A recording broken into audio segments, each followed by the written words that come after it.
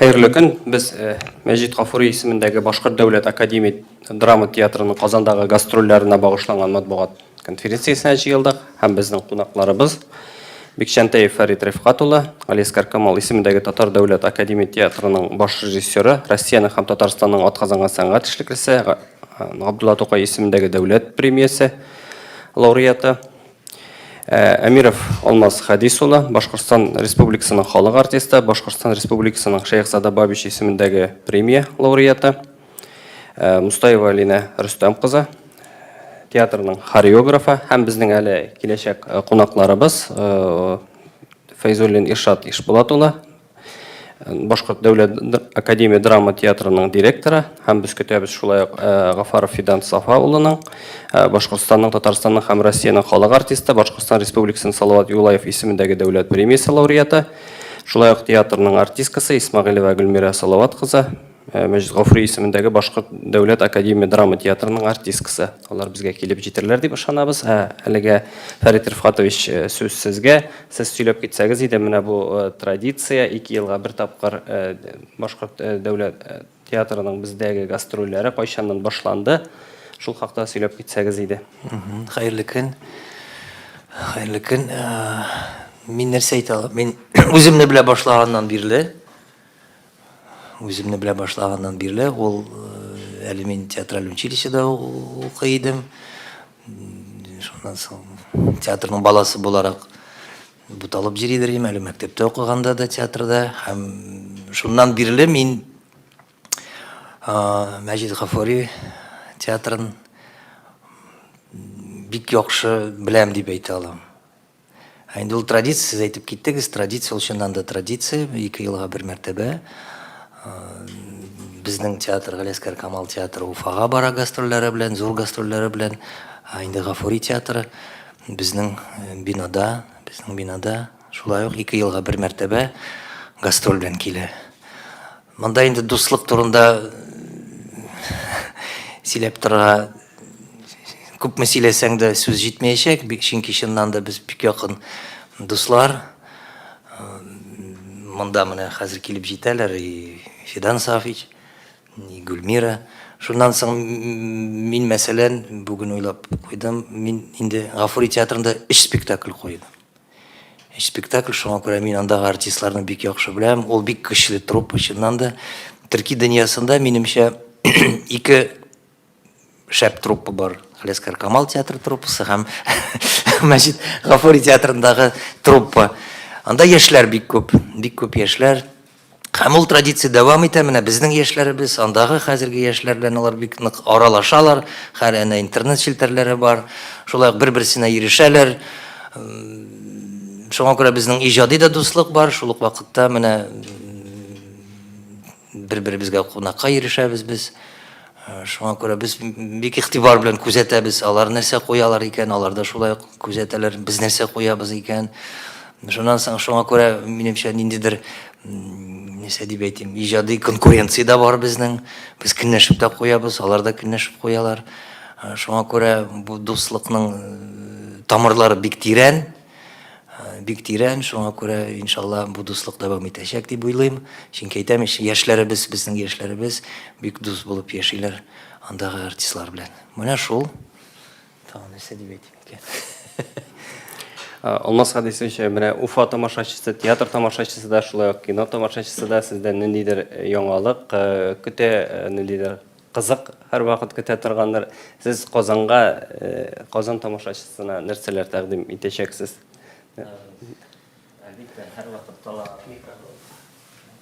Әлбәттә, һәр вакытта Казанга килгәндә бу безнең өчен бик җитди.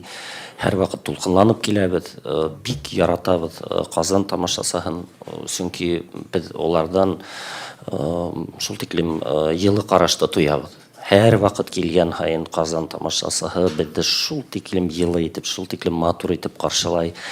Тулкынланабыз, нимә алып килергән, төрле бәхәсләр булып китә, художество советы менән шул бул әйбердә алып барайык, юк тамашасы көтә, ничек инде Фидан Гафаровты алып бармайһың инде, оны Казан көтә дип. Шуңа күрә репертуарда уйлаганда әлбәттә тамашасына ла уйлыйбыз. Ну, бәхет хакын алып килмәенсә нисек инде Фидан Гафаровты шул тиклем көтәләр бит әле. Әлбәттә гөрләп йөргән спектакльдә алып киләбез. Шул ук вакытта безгә ниндәйдер җитди әйберләрне килтерәһе килә. Шуңа яңа әйберләрдән бына эргәлә безнең Алина Мустаева ултыра. Хәзер бездә хореограф булып эшләй бит инде. Ул һәм Айрат Абушахманов сыгарган Крашенинниковтың башкорт кызы турында язылган повесе буенча инсценировка эшләп, алар икәүләп Амелия дигән спектакль сыгарды бәләкәй залда. Уны күрһәтәсәк бит. Шулай ук әлбәттә Зөләйха күзләрен аса тамашасы көтә бит инде без ул спектакль белән бөтә Россиядә йөреп сыктык. Нисек инде уны алып килмәйһең, чөнки тамашачылар көтә ул спектакльдә. Уны ла алып киләбез. Яңа сыккан безнең классик булган Мустай Кәримдең Кыз урлау ул инде Илсур Казакбаев куйган яңа сайтып куелган комедия. Тамашасы ул хәтерләйдер дип уйлыйм. Бу инде яңасы, әлбәттә без Кыз урлауда алып киләсәк. Без шулай ук безнең менә легендар герой Шаймуратов генерал йырды бетәбез хәтерләйбез бит инде. Былтыр ниһаять безнең глава Ради Фаричтың ярдәме буенча ул Советтар Союзы герое медале килде бит инде. Һәм уга багышланган бәләкәй залда Шаймуратов генерал спектакльне алып киләбез. Бөтәһен дә барлап сыктым микән? Һәм безнең яшь режиссер инде Илсур Казакбаев куйган Михаил Рощиндың «Муж и жена снимут комнату». Бына премьера бына әле генә булырга тора. Иртәгә премьера ала бирһә һәм шул яңа әйбердә бында алып килер бит. Үзегезнең рольләрегез хакында бәлки. Үземнең рольдә. Минең инде бына Амелияла ролем бар һәм шулай ук Кыз урлауда бәлки генә эпизодтар. Хәзер инде безнең поколение теге элекке хмак югыры биреп бөтә төп рольләрдә уйнамайбыз. Кичә бына Камал театрына карап утырам, үземнең достарды өйләнәм спектаклендә. Илдус Габдрахманов без бит инде күптән достарбыз. Искәндәр Хайруллин мен әйтәм, хәзер спектакль карайм. Улар миңа әйтә, "Ну, син әйтмә инде, бездән әллә ни зур роль көтмә. Без бәлки генә эпизодлар чыгып уйнайбыз" дип. Күлешеп алабыз, шаярышып. Һәм әлбәттә Зөләйха күзләрен аса спектаклендә мин унда вот безнең бик шәп артист бар инде Илдар Саитов әйткәндәй, ул Дамир Сиразиев премия лауреаты, кызганычка каршы күбен югалтабыз һәм ул инде бул дөньядан киткәч мине уның ролена доктор Лейбага индерделәр дә һәм мин шул рольдә хәзер башкарам инде. Илдарның безнең дусыбыз Илдарның нисек дип әйтәм, варисы булып калды ул миңа ошол роль. Шул. Рәхмәт. Һәм менә Алина Рөстәмовна, сезгә сорау. Безнең Татарстан тамашачысы, Татарстан театрлары сезнең эшләрегез белән таныш бит инде. Менә сез әйтеп китсәгез иде, сез Уфа театрына менә нинди яңалык кертегез, үзегез ничек менә бәялисез алар белән эшләүне? Всем добрый день. Я прошу прощения, только буду говорить по-русски. Вот. Ну да, я с этого сезона работаю в Башкирском драматическом театре. Для меня это огромная честь, потому что работать в театре целой нации. Вот. И с моим приходом мне доверило руководство в лице директора Ришата Ижбулатовича и главного режиссера театра Айрата Ахтямовича Абушахманова постановку пластического спектакля. Это впервые на сцене Башкирского театра. Мы, как Алмаз уже говорил, поставили пластический спектакль. Мы его назвали «Версия в письмах». Это по роману Крашенинникова «Амелия». Это русский писатель, который впервые в истории сделал девушку-башкирку главной героиней. Да? То есть до этого никто девушку-башкирку главной героиней не делал. И это история о девушке-сиротке, которая была взята на воспитание русской дворянкой. И потом, естественно, ей она пыталась привить такое интеллигентное дворянское воспитание, но все-таки корни зовут «Зов степей». И что из этого выйдет, я думаю, вы сможете посмотреть на нашем спектакле 16 апреля. Рахмат. Ришат Ишбулатович, Алмағыз, сізні қабат тәқдим етіп кетем біздің журналистларымызға. Файзуллин Иршат Ишбулатұлы, Мәжит Ғафури есіміндегі Башқұрт Дәулет Академия драма театры директоры, һәм Исмағилова Гүлмира Салаватқызы, Мәжит Ғафури есіміндегі Башқұрт Дәулет Академия драма театры артисткасы. Иршат Ишбулатович, нендей хис кешірішлер білән келесіз, һәм нендей бір қадар Алмаз Хадисович айтып кеттіңді репертуарына, һәм шулай ук репертуар хақында да айтып кетсәгез иде. Рәхмәт. Иң беренче сиратта гафу үтенәм һуңлап килүебезгә. Телевидениелә запись булдыла, әдрәк өлгермәйрәк калдык. Һәм шулай ук рәхмәт әйткем килә бүген безнең менән булганыбызга, безнең ошо сарага килгәнегезгә, шулай ук безнең коллегаларга ошо сараны безгә Галиаскар Камал исемендәге Татар Академия драма театры итәкчелеге һәм хезмәткәрләре үткәрергә мөмкинчелек бирде, ярдәм иттеләр. Зур рәхмәт сезгә. Репертуарга килгәндә инде бүгенге киләһе безнең гастрольләрдән, улар әлбиттә иң беренче сиратта безнең яңа премьералардан тора. Һәм шулай ук халык яратып караган ике тамашабыз да бар был репертуарда. Булар инде һез күрәһегез, Бәхет хакы спектакле, был тамаша безнең 12нче елдан бирле бара. Казан калаһына алып та килдек без уны. Өфөлә уны бик яратып карайдар, шуның өчен мин уйлайм, Казанда ла тагыла берде яратып карарлар, билеттар сатылып бөтөртөйп. Икенче спектаклебез шулай ук кабатланып килгән, ул инде Зөләйха күзләрен аса, безне 19нчы елда шулай ук килтергәйнек, күрһәткәйнек Казан тамашасына, бик яратып карагайнылар. Шулай булгас, тагыла алып килергә булдык. Яхшы, безнең журналистларыбызның әле сораулары булыр. Гүлмира Салаватовна, сез әйтеп китсәгез иде, менә Казанда, Казан сәхнәсендә сез ничәнче тапкыр чыгыш ясыйсыз һәм Казан тамашачысын ничек бәяләр идегез? Һаумагыз, Башкортстандан кайнар сәлам. Без һәрдә бик нык хагындык. Без театрга 2012 елда килгәйнек. Театрга алдылар һәм 13нче елдың яйыннан алып Наурыз фестиваленә яйһә киләһе ел һайын алмашлап бара бит инде. Һәм гастрольләрдә катнашып киләбез инде. Быел мин күмәк сәхнәләр героиня дип әйтәм икән. Әмма шулай да был юлы бик матур спектакльләр алып киләбез. Әле телевидениелә хранлар ни өчен концерт алып килмәйһегез? Гадәттә һез гастрольләрдә концерт белән тәмамлап куя инегез дип. Бына был юлы шулай каралган инде. Һәм тамашасы монда 2 ел элек гастрольләргә килгәндә, бында мин күп кенә спектакльләр уйнагайным. Антигона спектакльдә Смена образында Фәрит Рифкатович режиссер булгайны. Һәм Мужнача спектаклендә төп героиня яхшы рольдәр белән килгәйнек. Һәм тамашасы бик нык яратты. Һәм гомумән Татарстан тамашасы һәр вакыт көтеп ала, хагынып ала. Без дә Галиаскар Камал театрын хагынабыз. Без хәтта көнләшеп тә куйгайнык Нур театрында былтыр уйнаганда. Касан бездә уйнарлар инде дип. Шул. Рәхмәт. Сорауларыгызга күчик, журналистларның. Нинди сорауларыгыз бар? Рәхмәт. Рәхмәт. Директорга сорау.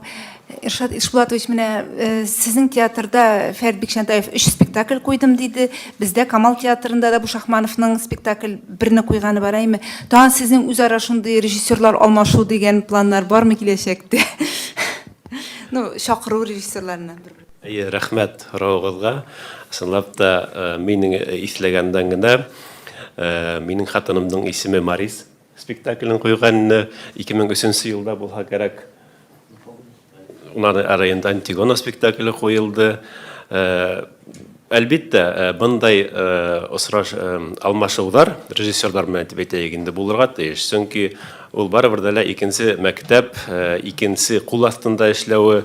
Бүген генә менә Гөлмирә белән һөйләшкәннек, ул әйтә инде, без репетировать иткәндә Рифкат абый белән ул безгә тренингтарда үткәрә торгайны, ниндәйдер педагог буларак икенче төрле алымдар менән дә репетицияларда үткәргән һәм ысынлап та ул актерлар өчен мөһим. Инде шундай тагы ла шундай мөмкинчелек бармы, юкмы дигән һорауга, әлбиттә ул бардыр инде ул. Мин уйлыйм, Айрат Ахтямович ултырала уйлайдыр дип, безнең театрыбызның баш режиссеры киләсәктә ниндәйдер шундай тагы ла бер тамаша спектакль булыр безнең театрыбызда дигән өмет белән карайым, әлбиттә янымда ултырган шәхескә. Әйтергә онытасыз, Рифкат Вакилович та бер спектакль чыгарды безнең театрда. Эзләдем бәгърем сине. Так что Әлеге көндә безнең коллектив 2 премьера өстендә эшләй.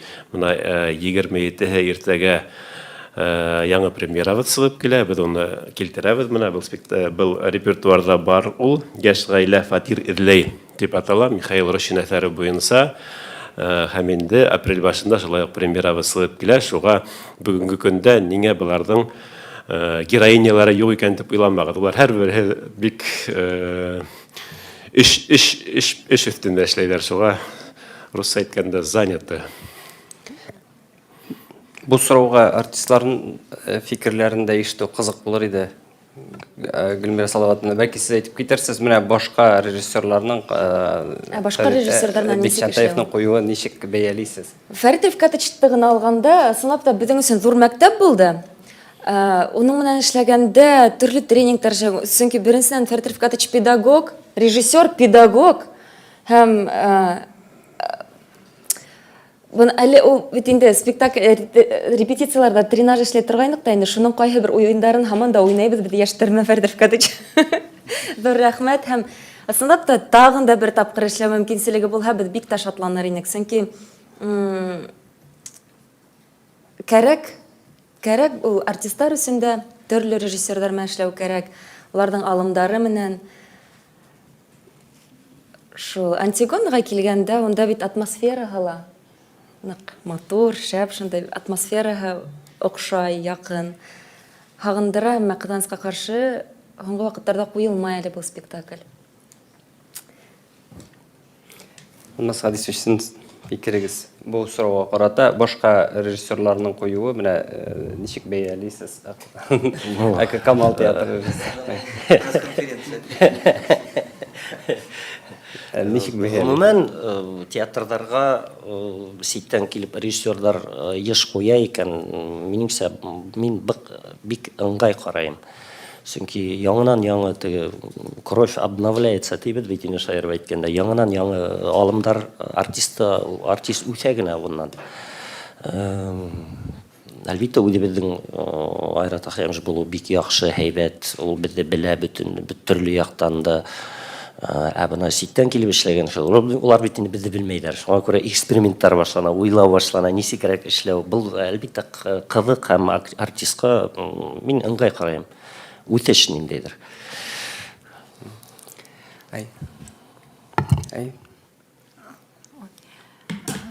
Иршат Ишбулатович, пандемия чорын ничек кичерде сезнең театр?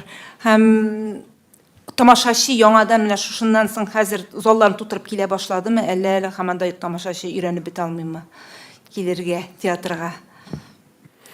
Пандемия асыры ысынлап та ул бик ауыр гына булды. Безнең театр өсөн генә түгел, башка театрдар өсөн дә былтыр бер ел элек 20 март көне 19 март көне безнең адаккы спектакль булган иде. Пандемияның адаккы спектакле тегенде пандемия алдыннан шунан алып туктанып бит инде апрель, май айдарында без онлайндарда күбрәк ултырдык. Безнең артистларыбыз Инстаграмда, ВКонтакте үҙҙәренсә ниндәйҙер программалар алып барырға тырыштылар, осрашыуҙар үткәрҙеләр, әкиәттәр уҡынылар балаларға һәм башҡалар.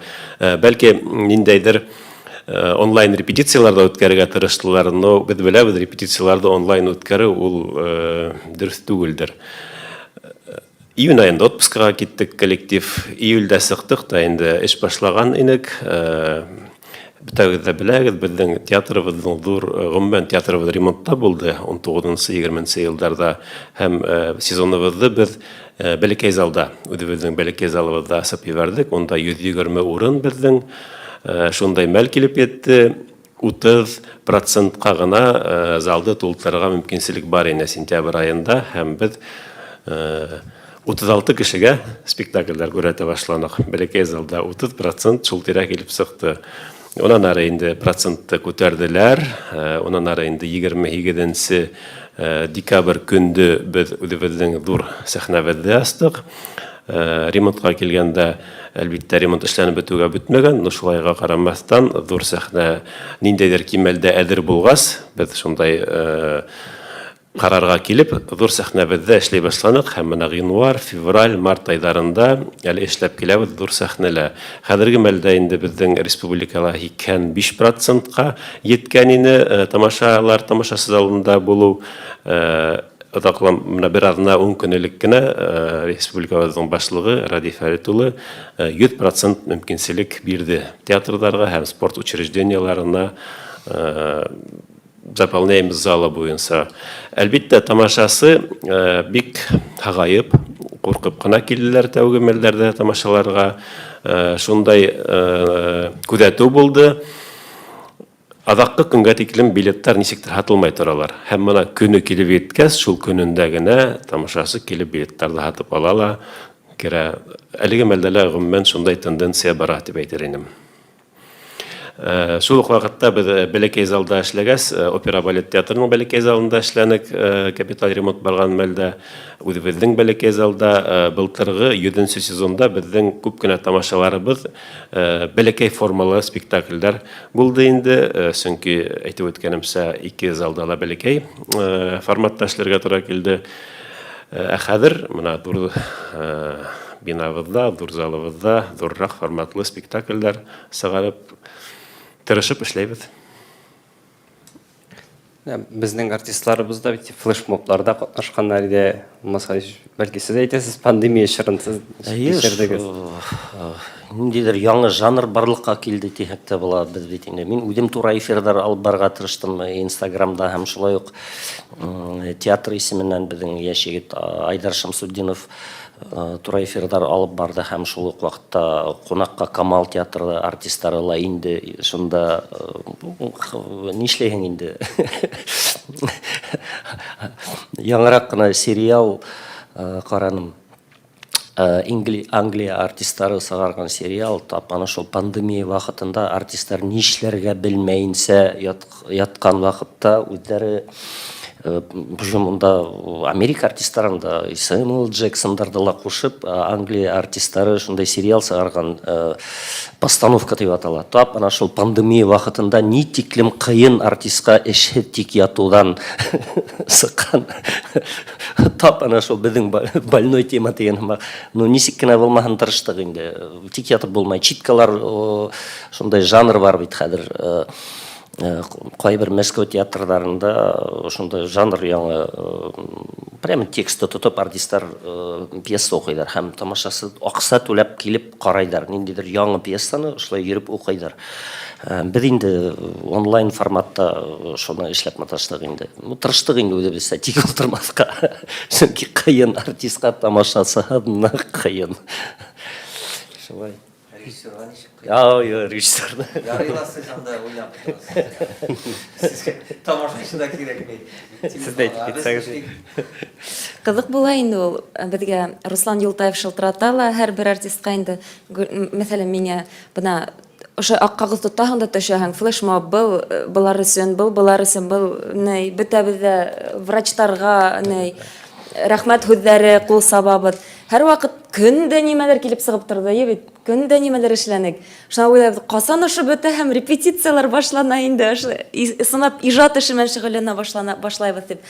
Былтыр 27 март безнең тәүге онлайн концерт булды шикелле ул. Бәләкәй залда дәү килдек таңдан алып кискә тиклем 28 бөтә театр ябылды. Шул быел бына 1 ел була инде булатнага. Чукпанга рәхмәт, Сөембикә журналы. Иршат Ишбулатович, менә сез Зөләйха күзләрен ача дигән спектакльне куйдыгыз һәм ул бик зур уңышка иреште. Фестивальләргә күп йөрдегез әйме һәм менә яратып карыйсыз дип әйтәсез. Гүзәл Яхинның бу көннәрдә яңа китабы чыкты, 3нче китабы, һәм ул әйтергә кирәк бик кызыклы. Инде шушы китапны да сәхнәләштерү турында ниндидер бер уйлар килеп карамыймы? Рәхмәт. Китабын укуга укымадым әле. Шулай да бездә гомумән театрда репертуар политика, ниндәй спектакльләр һайлау, кемдәрде ул спектакльләрдә кую өчен сакыру, режиссерларны, художникларны Айрат Ахтямович алып бара был направление деятельности. Шуның өчен әлбиттә теләк булыр ине ошондай Зөләйха күҙҙәренә со спектакленең уңышынан һуң, бәлки был китап та шундай ук уңышка ия, китап буенча куелган спектакль дә шундай ук уңышка ия булыр дип тура гына җавап бирә алмыйм был һорауга. Айрат Ахтямович белән һөйләшергә кирәк, ниндәй уйлары бардыр уның был материал буенча.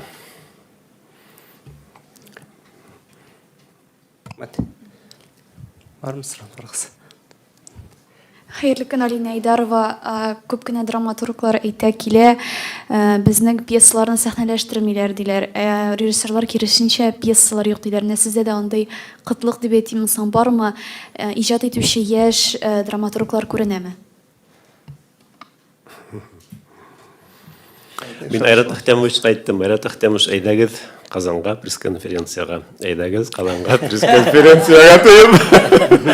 Ул кызганычка каршы әзрәк хавлык ягыннан. Бар. Ул проблема бар. Бездә генә түгел, ике республикалар бар. Республика түгел, гомумән Россия кимәлендә ул кытлыктыр ул яшь драматургларга. Шуңа күрә бит Мәскәүдә күп фестивальләр үтә, Любимовка һәм тагыла. Хәзер һәм әйтергә кирәк, яшьтәр нидер яда ул. Хәзерге драматургияның кызыклыгы шунда, кайбер яшьтәр бөтенләй сәхнәнең законнарын уйлап тормаенча ядалар. Укырга кызык. Оны бер нисек тә куеп булмай. Оны куер өчен белмәем, сылай Сөембикән хамак декорация корырга кирәк, или кино төшерергә хамак. Вот мин үзем дә күп укыганым бар пьесалар, күбеһе менә шулай языла. Яни оның өчен режиссерның фантазияһы кирәктер. Шуңа күрә бер шулык Айрат еш прозага мөрәҗәгать итә. Пьесалар булмаганлыктан микән, бына прозаны репетировать итеп, прозанан инсценировка яһап эшләүгә кай вакытта өстенлек бирә күп режиссерлар шулай. Бу проблема бар бездә лә. Әмма шулай да бездә республикала яшь драматургларны үстерү буенча төрле курслар бар. Улар менә эшләйләр, шөгыльләнәләр.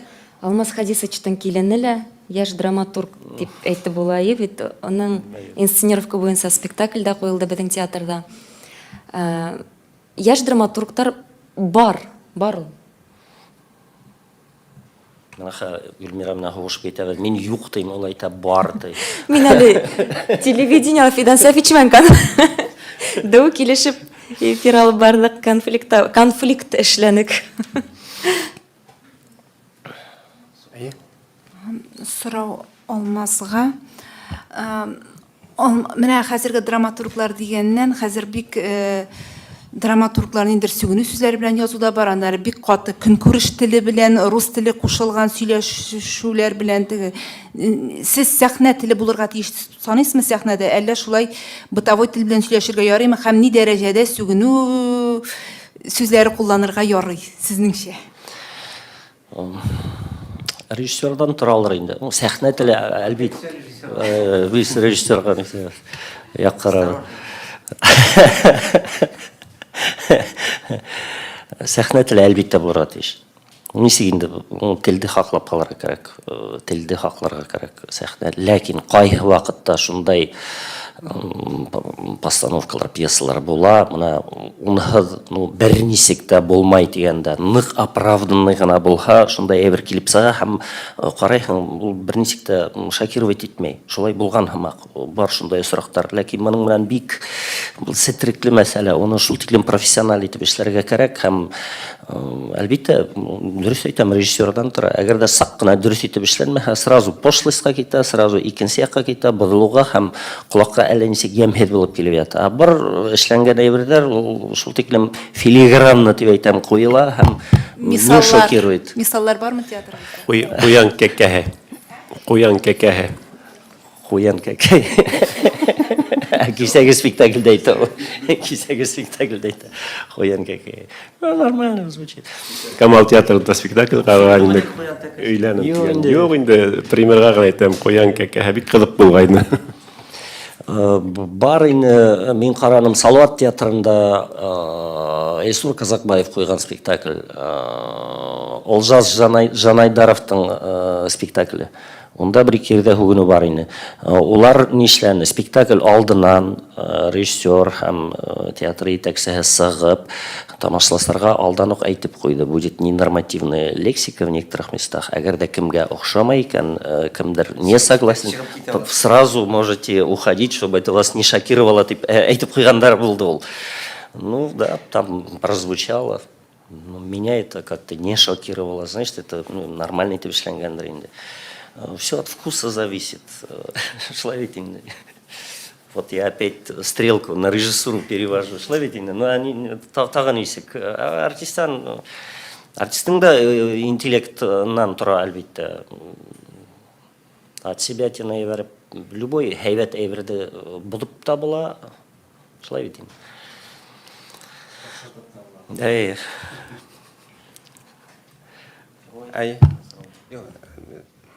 Әйе, сіз беріңіз. Әйе, беріңіз. Сен мисез, шулай да менә халык кайсыны үз итә, менә классикамы, или менә хәзерге заман драматург әсәрләрен карарга күбрәк киләме? Менә кайсын күбрәк сайлыйм, или барысына да бер төрле йөриме? Директор башта. Бигрәк тә мына пандемиянан һуң микән ул элегрәк тә ул күренә инде тамашасы, ябай тамашасы ниңәлер күңел асу, комедия күк жанрларҙы өҫтөн күрә. Нимәнән киләлер инде ул мин әйтә алмайым, бәлки был турала ниндәйҙер тикшеренеүҙәр дә алып бараларҙыр инде, бәлки тормош ауырҙыр, тамашасы театрға ял итергә килә, башында булган уйҙарынан арынырға киләлер, шуның өсөн уға бәлки шундайыраҡ жанрлы, йырлы, моңло, еңел жанрлы тамашаларҙы яраталар әлеге көндә. Минең шундай менә үҙемдең шәхсән рәүештә күҙәтеүем бар. Нисәмәлләр ел элек без 7-8 ел элек безнең БГУ Баш госуниверситеттан белгестәр сакырып, статистика отделын сакырып, 2-3 ай тамашасылардан һорау алып, урына куеп, уларның теләктәрен шундай бер статистика алып баргайнык, һәм бу гыйльми эштер дип уйлыйм. Бу кирәк эш, уны тагыла эшләргә кирәк. Һәм минең хәтеремсә, Марсел Хәкимович замандарында әле Камал театры тоже статистика алып бара иде. Тамашасыга нимә охшай, ниндәй жанр, нисек, кайда йөрергә ярата. Һәм буны кабатлап торырга кирәктер. Чөнки тамашасы үҙгәрә. Кай вакыт үҙгәрә. Бана пандемия гына әйтәбез, күп бүгенге тормышка һәм гомумән мәдәнияткә ниндидер яңалыктар индерде. Тамашасы алмашып тора, яшьтәр килә. Кайбер килгән яшьтәр бана элекке барган спектакльләрне хәтерләмәйдер. Клип уйнашалар, улар Инстаграмга керә, карай, вот сак кына вакыт үтә, мине, допустим, вообще оныталар. Что я когда-то Мариса играл, Фарис Рифкатовичтың нидер спектакльләрендә онытыла. Һәм яңынан алмашып тора тамаша. Шуңа күрә һәр вакыт нисектер гыйльми тикшеренүләр алып барырга кирәктер дип уйлыйм. Өстәп, шуны әйткем килә, әлбиттә тамашасы, зауыклы тамашасы ул һәр вакыт матур шундай әйбергә килергә тырыша. Менә әлеге көндә әйтеп үттек бит инде Зөләйха күҙҙәрен аса спектакле, Ҡыҙғаныс спектакль, трагедия, драма, шулай булга ҡарамаҫтан тамашасы әлеге көндә лә был спектаклгә ағылып килә. Сөнки үҙе спектакль тамаша булараҡ матур һәм әлбиттә әҙәби произведение тип әйтәйем, тоже качественный. Шулай ук классикага килгәндә, мына безнең беренче көндө Ҡыҙырлау спектаклемен асып ебәрәбез. Мостай Кәрим ул безнең театрда ҡуйылды һәм хәҙер мына 19-нчы йылда театрыбыҙҙың режиссеры Илсур Ҡазаҡбаев уны яңынан сәхнәләштерҙе. Бында инде был спектакль икенсе төрлө дип әйтер инем. джаз, музыка, бында танцылар бүтін әйбер бар, яшьтәрсә қойылған, стилягалар да бар, һәм тамашасы был спектакльді шулай ук яратып қарай. Әлеге көндәрдә шу спектакльбез аншлаг менән бара. Шуның өчен әгәр дә инде менә башкортча һүздән бәйгънә беле не могу, качественный спектакль любит зритель дип әйтер идем. Ярыймы тагын? Әйе. Бірінші уточняющий сұрау, Зөләйха күзләрін ошада главный герой қайсы актрисаны алып келесіз бұл юлы? Сіз анда чиратлаштырып алып келесіміз, енді икісі түрлісін. Икінші сұрау, Сөйәркәдә бұл яңа қойылыш, мәлләттігі қойылыш давам етем, ол сіздің ілекі қойылыш. И үшінші, Әбу Шахманов өзі жоқ екен, аның турында сұрау, ол баш режиссер болып келгеннен соң театрға нендә болса өзгәрешләр кірді, мен ендер сизеләме, ол менә бұл сұрауны бәлки алмаста давам итер, бұл сұрауға жауапны бәлки Гөлмирә дә давам итер. Беренче һорауга җавап биргәндә, был юлы Зөләйха ролен Илгизә Гыйльманова уйнаячак. Моның сәбәбе ябай гына, икенче Зөләйхабыз бала табып өйдә ята, бала карай. Икенче һорауга нинди булды әле? Яшь актрисаларның Һөйәркә спектакленә килгәндә инде Туфан Миннуллин әсәре буенча ул безнең сәхнәлә булган иде. Ярату гөнаһмы дип аталайны ул элек безнең был тамаша. Һәм әйтеп үткәнемчә, былтыргы елда, былтыргы сезонда безгә бәләкәй форматлы спектакльләр кирәк булгас, без был спектакльдә ягынан тергездек һәм уны инде икенче исем астында, Һөйәркә исеме астында сыгардык. Бик уңышлы бара бұл спектакль әйтергә кирәк. Шулай ук без уны республика буйлатып райондарга, калаларга ла йөртәбез. Шулай ук уңышлы бара.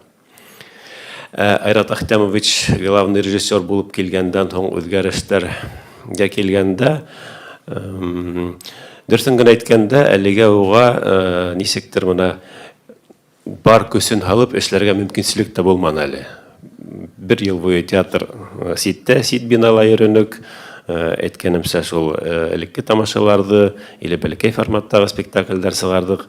Хәзер менә ошо ике яңа премьерага сыккандан соң, мин уйлайм, ул үзе репетицияларга башлаячак. Былтыргы елда безнең коллектив Бөйрәкәй әсәрен укый башлаганнар, Таңсулпан Гарипова авторы, һәм быелгы елда улар уны дәвам иттерделәр. Айрат Ахтямовичтың теләге буенча был әсәр ике бүлектән, ике спектакльдән торыр дигән дә уйлары бар. Уның быелгы елда инде ул әгәр дә мөмкинлек булып беренче бүлеген дип әйтәйек сыгарга, уның уй теләге бар. Икенче ел икенче бүлеген сыгарга ошо әсәр буенча.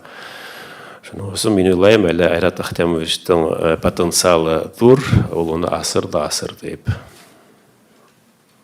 Рахмәт һәм Мусадичев, сезнең артистларның фикерләре. Кушылам, ул бана баш режиссерның хәләте режиссер булуы ни өчен һәйбәт. Чөнки төрле ердә дуслары күп, төрле ердә куйган кешенең дуслары күп һәм бана ул килгәчтә Алмаз Садриев мәле. Бэйби. Хаванан ергә тиклем Бэйби театр дигән эшләр бар. Нык кескәйләр. Ул ничә плюстан 0 минус 1 дип әйтәк тә була. Шундай кызыклы спектакль сыгардылар бәләкәй залда. Бул шулай ук Айрат Ахтямовичтың идеяһы ине. Чөнки кеше йөреп ята, төрле ердә куйган режиссерның дуслары ла күп бит. Шуңа күрә шундай мөмкинчелек туа, ул тегенең менән буның менән һөйләшеп ситтән режиссерлар сакыру, үзенең пландары. Мына бит әле пандемиялыга шөкер хәзер бөтенләй тамамланыр дип уйлыйбыз һәм ул ең кызганып тагыла кызыклы проекттар эшләрбез дип уйлыйм. Фәрит Ивкаштың кеменнән Цхирава дуслары килде. Там много же кого Фәрит Ивкаш приглашал. Друзей-то. Да, колумбийцы. Всех тех, кто с кем учился, все. Это вот шул һәйбәт бит ул. Тагын да бездә былтыргы мизгелдә Рөстәмнең сәре спектакле сакта, яме? Авторы Роман, режиссер Роман ине шикелле ислемәйм. Бик шәп спектакль, нигәдер әле куелганы юк. Әллә уйлаем да кайсак, бынау пандемия, ремонт айканлы аркаһында күп спектакльләр онытылып калдык. Кайсак искәле төшмәй, нинди спектакльләр булды әле ул дип. Чөнки сынапта бәләкәй форматка куелып өйрәнелде бына шу 2 ел ярым эсендә инде. Һәм яйлап рәхәтләнеп эшләй башларбыз дигән өметтәбез инде. Әйе. Минем Алина Рөстәмовнаға сұрауым бар иде. Хәзерге вакытта күп кенә спектакльләрдә күренә, менә геройның халәтен бию аша җиткерәләр име? Заманча биюне тамашачы кабул итәме? Сездә ничегрәк?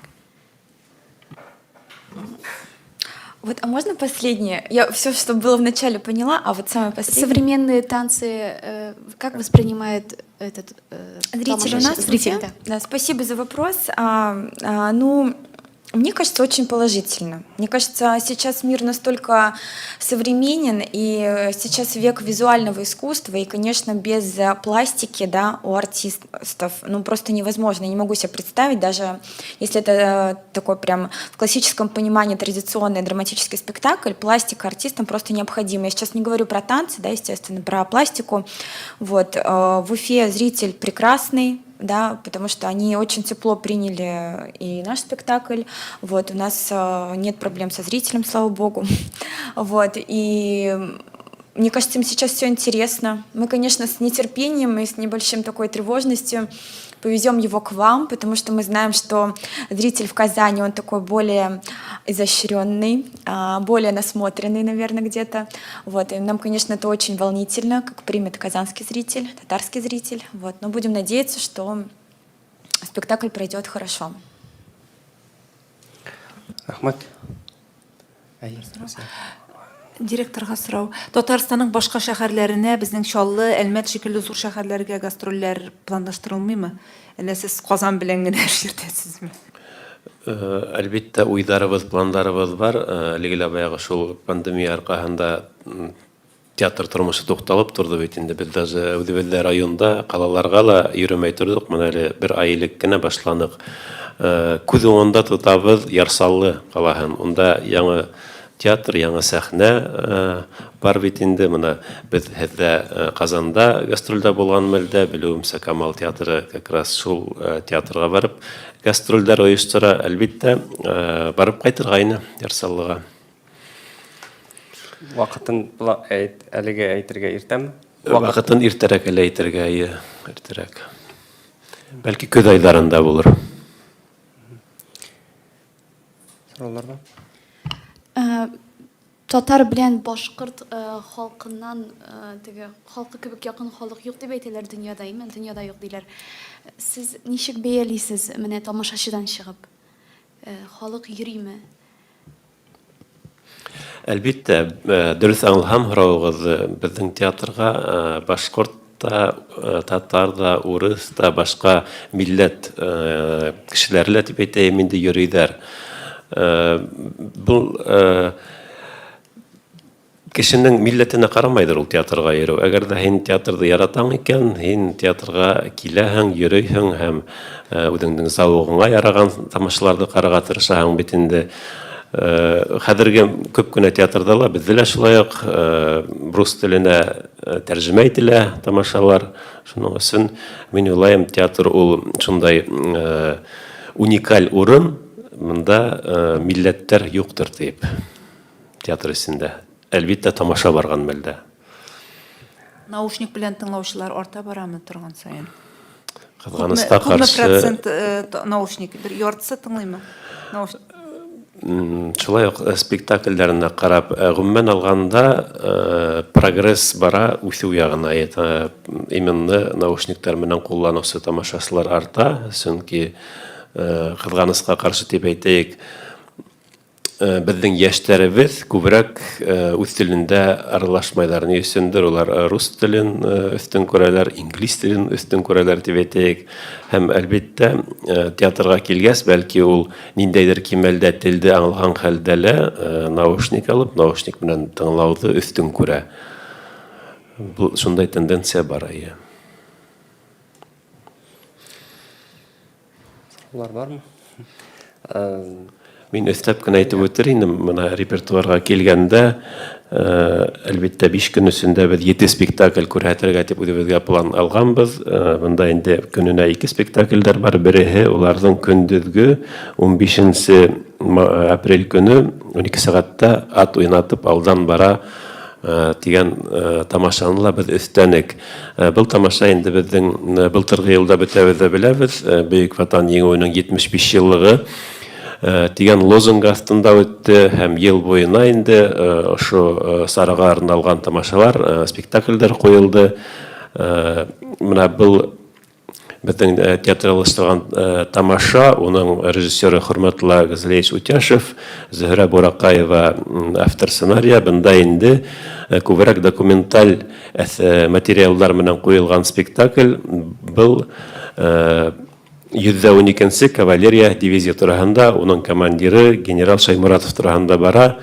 Әлеге көндә тоже бик уңышлы бара. Әлбәттә, татар тамашасы әйтергә может был күбрәк Башкортстан тамашасына якын спектакльдер дип мин инде әйтер идем. Был әлеге баягы шул безнең яшьләребезне, балаларыбызны ниндәйдер кимәлдә патриотик яктан тәрбияләү өчен куелган спектакльдер дип. Бұл спектакльді қарағанда барыбер дә мына минең шәхсән үземнең беренче урында күземә яшьләр йыелды. Шуның өчен мин әлбәттә башка тамашачыларга рекомендую һәм ошонда килеп карарга һәрбер сакырам. Вакыт табып көндезге вакыт булган хәлдә лә. Рәхмәт, сезнең журналистларга җиткерәсе сүзләрегез калмадымы, бармы? Бәлки Фатыш сезнең бәлки бар. Сорауларыгыз өчен рәхмәт, әлбәттә әйтәсем килә. Шуннан да бик кызыклы сораулар. Менә хәзер икенче өлеше башлануы мөмкин. Чөнки Фидан Сафич килеп төште. Аңа әзерләгән сорауларыгызны или вакыт биттеме? Анекдот бар про поручика Ржевского, когда генерал пришел и видит полный бардак, кемдер генә нитмәгән, офицеры все гуляли, шуннан инде банкет адагына әйтеп килгәндә бер поручик кергәндә генералга әйтә прибыл поручик Ржевский. После этого он сказал: господа, готовьтесь, сейчас начнется настоящий бардак дигән. Менә хәзер безнең Фидан Сафич килеп итте.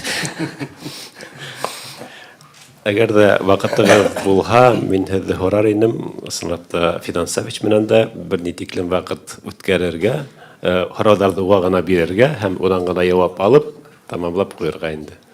Рәхмәт. Яхшы. Рәхмәт сезгә. Чыгып бул үзеңә. Без аны сәләмлек инде башта. Юк, без аны көтөп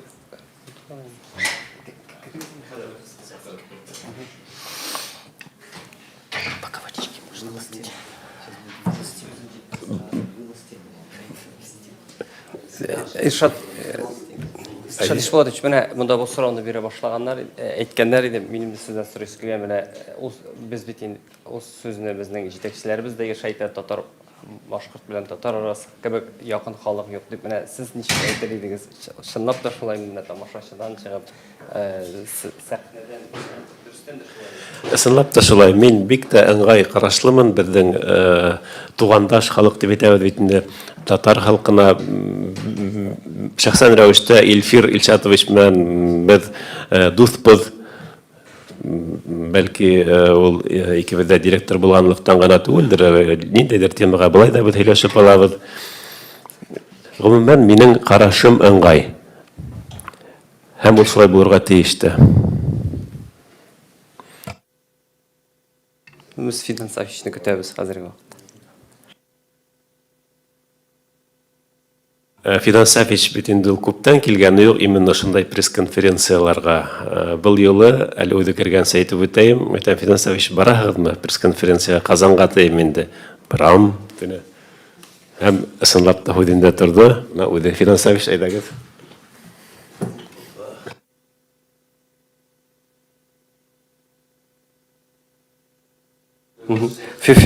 Fidan Safichsiz бик ваҡытлы килеп җиттегез. сезне тәкъдим итеп китәм. Башкортстанның, Татарстанның һәм Россиянең халык артисты, Башкортстан Республикасының Салават Юлаев исемендәге дәүләт премиясе лауреаты. Фидан Сафич, менә әйтеп китсәгез иде, сез монда артистлар да шул хакта әйттеләр, менә Казанга килү турында. Сез Казанга ничәнче тапкыр киләсез һәм тамашачы ничек үзгәрде сезнең тамашачыгыз?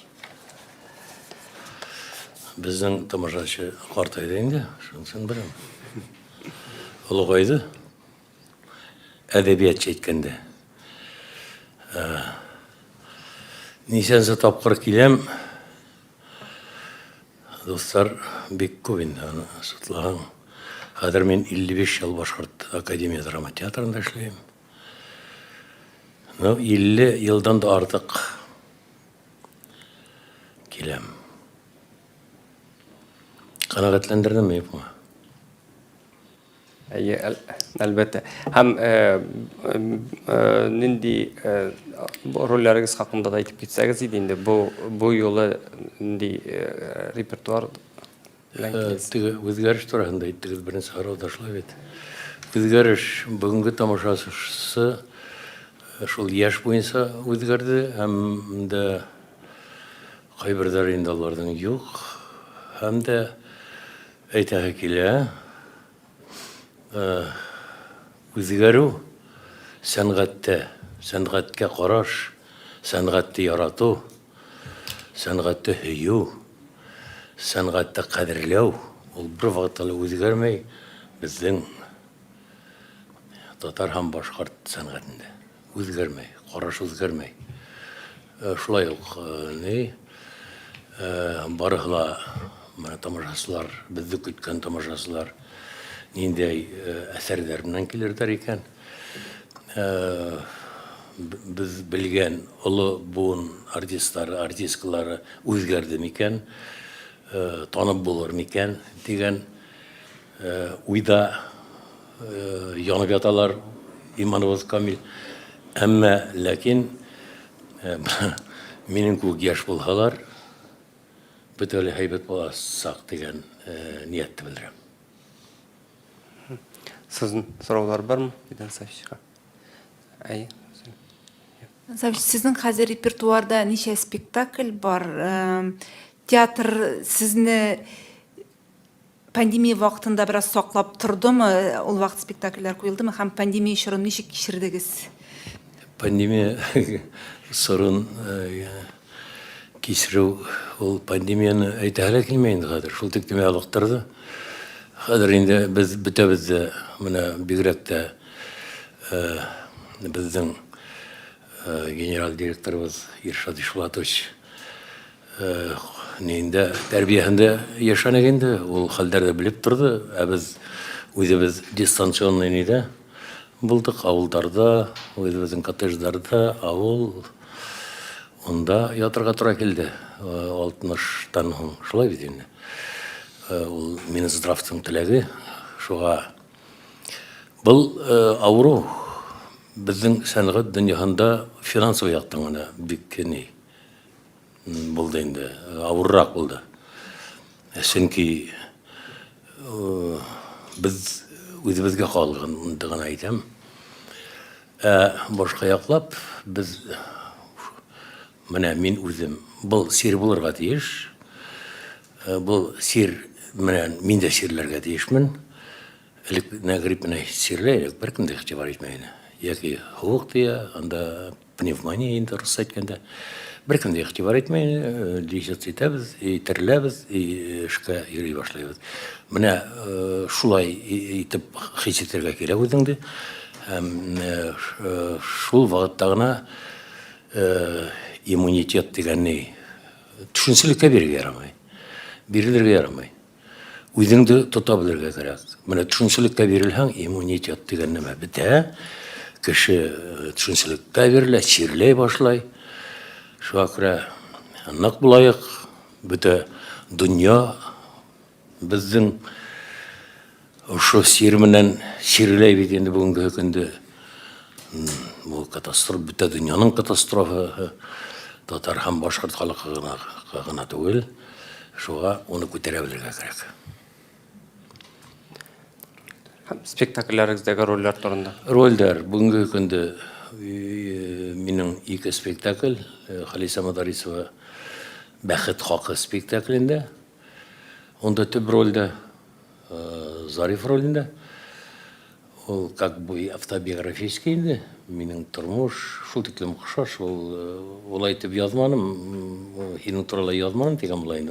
Ләкин онда көрініп тұра, менің ұлым алай тоже уля, бит енді бұнда тоже спектакльлер шондай фажиғалы хәл. Малай уля, шунан енді қызын таба, бик асы бітірмеймін, подробностьларын айтмаймын. Ләкин ұқсаш жердері бик көп. Менің ердарымнан бар енді бұл спектакль 20 елдан артық қадыр сәхнәлә 20 елдан артық анышылады. Бұл спектакль әлмен телевиденияларда шуны айттым, бұл спектакльдә көтерілген проблема бөтен халықтағы проблема бүгінгі күнде.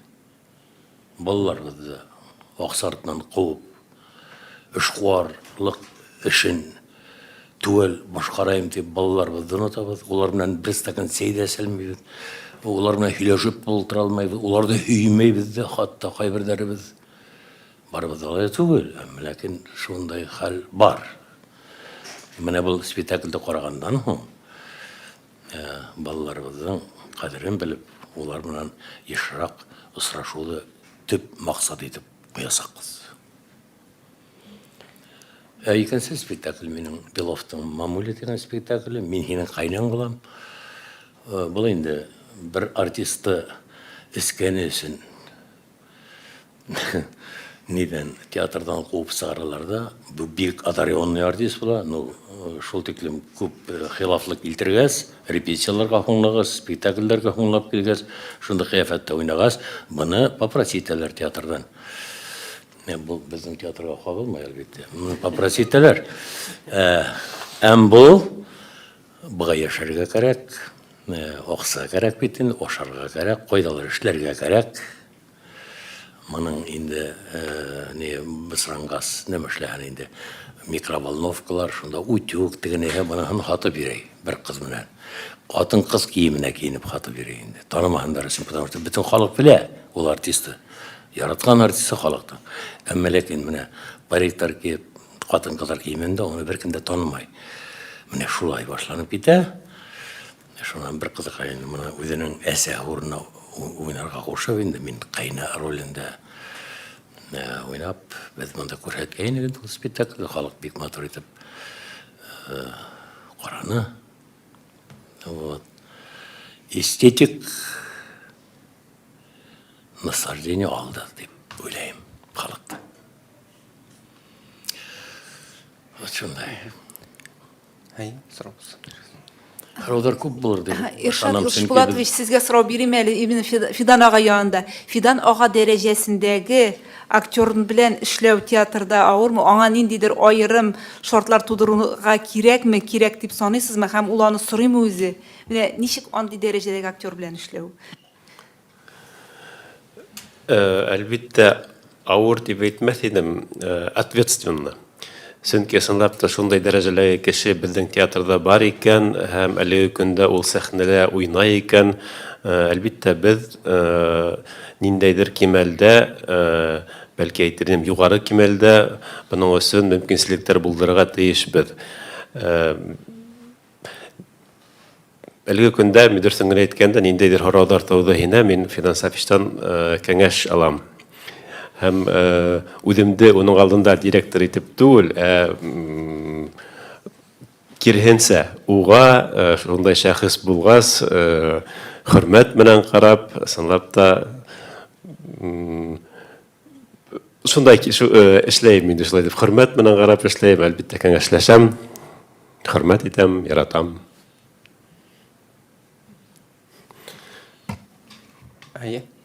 Яңа рольләр турында әле уйлыйсызмы? Булырга мөмкинме, хыялланасызмы тагын яңа рольләр турында? Нинди рольләр уйнайсыгыз килә?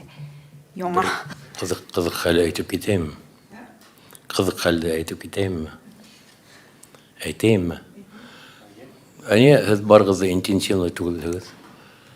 Хараудар күп булырга тиеш. Дөрәү, без бит инде еш килмәйбез. Һөйләшеп калайык, фикердәр алышып калайык. Һезгә ятырга кирәк, һезгә фикер алышырга кирәк. Шуңа Яшерин Батырын түгел инде, менә Иршат Ишбулатович белә. Ул мине туктатты. Татар театры менән контракт төзешеп, пандемия вакытында финансовый яктан бик ни бит инде, ярдәм да кирәк. Татар театры Нур бездә бик матур итеп эшләп килә, коллектив, шундый режиссерлар бик һәйбәт.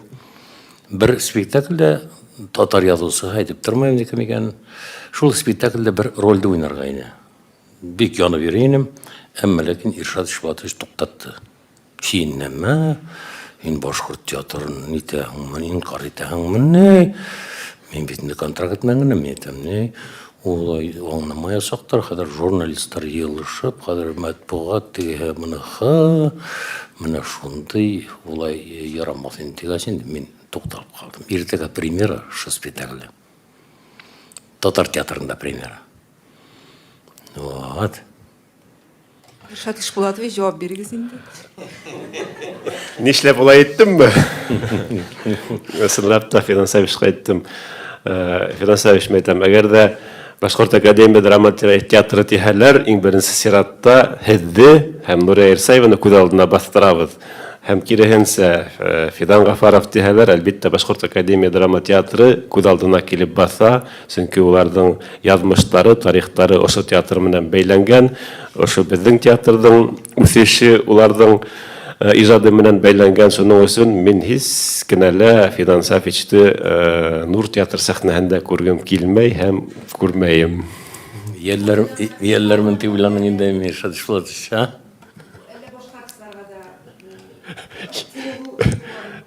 Юк, башкалар, пожалуйста, уйна. Именно Фидан Сафичка.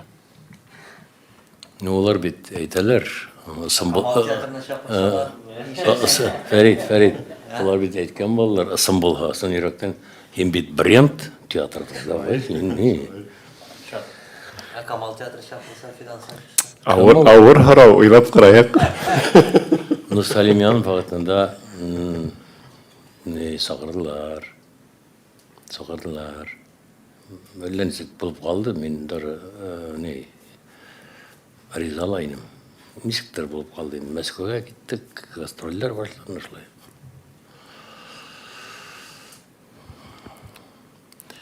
Фәрит дускайым, мөмкин булһа, менә журналистлардан рөхсәт сорайм инде. Һин тагы бер спектакль куй инде килеп, матур итеп.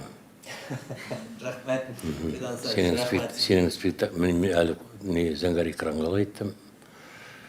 Төпле режиссер куя белә, әзерләнеп килә артистлар нинә, экспромтым.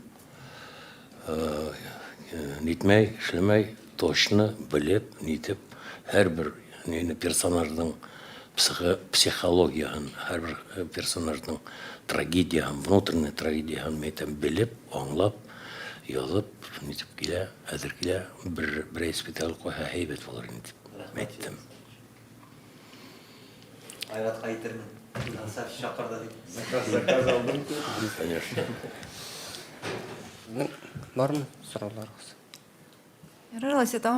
Фидан Сафич, сезнең бит инде улыгызны, Азаматны да без яратып карыйбыз, әйеме? Аның сез Гафури театры сәхнәсендәге иҗатыннан һәм аны канәгатьме һәм аны театр тиешле дәрәҗәдә күрсәтеп кулланып бетерә аламы артист буларак? Сез аның артист карьерасыннан канәгатьме? Бик асык нитәм, чөнки дөрес әйтәм дип уйлыйм, чөнки мин весы, мин уйламайынча бернәме әйтмәйм, бернәме эшләмәйм дә. Артисттың булган возможностьларына карап, уга уны рольләр белән тәэмин итәләр дип уйламыйм. Ул бик диапазонлы, бик сәхнәлә бик акыллы һәм күп возможностьлары булган артист. Шуның белән мин килешеп бетә алмыйм. Материалдар әзрәк монда безнең театрда Иршат Ишбулатович, мин һиңә әйткәнем бар, фейерверктер белән заниматься итә башланык, режиссерский приемдар, свет буен сала, музыка буен сала, һәм нидер стыковкалар, бер сәхнә белән икенче сәхнә арасындагы стыковкалар, һәм нидер шундый бәләкәс кенә детальны нидер пока без теләгәнчә түгел. Ну, 21-нче булат, бәлки без Кытай заманында яшәгәс инде, Кытай светтар белән нидер белән, ну ул йөрәктә калмай. Менә эффектлар нидер йөрәктә калмай. Ул тәрбияви яклап ягыннан ней, Фәрит, мин дөресен әйтәм дускай. Мин бит нитмәем, һеҙҙе хайт итмәем. Мин дөресен әйтәм. Менә не, Күңелчә килешәпсез белән. вот килешәһеңдер, потому что син акыллы кеше. Менә не, юк, яшерен батырын түгел, журналисттар. Менә яшерен батырын түгел. Действительно татар һәм башкорт театры ул безнең фольклорный нидер әсәрҙәр. Безнең фольклор, безнең йырдар, биюдәр, безнең телдәр, гореф-гадәттәр нинә корылырга тиеш безнең националь театрлар. Понимаете? Вот без үзебезнең нидә ничек кенә уйнаһаң да халыкка Чеховты, Горькийды бүгенге көндә уйнап, без әлләне кыла алмыйбыз. Менә шундай үзебезнең халыктың тормыш биргән һораударына җавап бирә алһак сәхнәнән, без үзебезне матур эшләйбез һәм дөрес юлда барабыз дип уйлармын.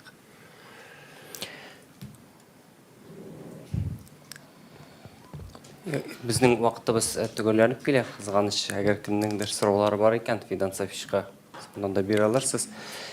Барыгызга да бик зур рәхмәт.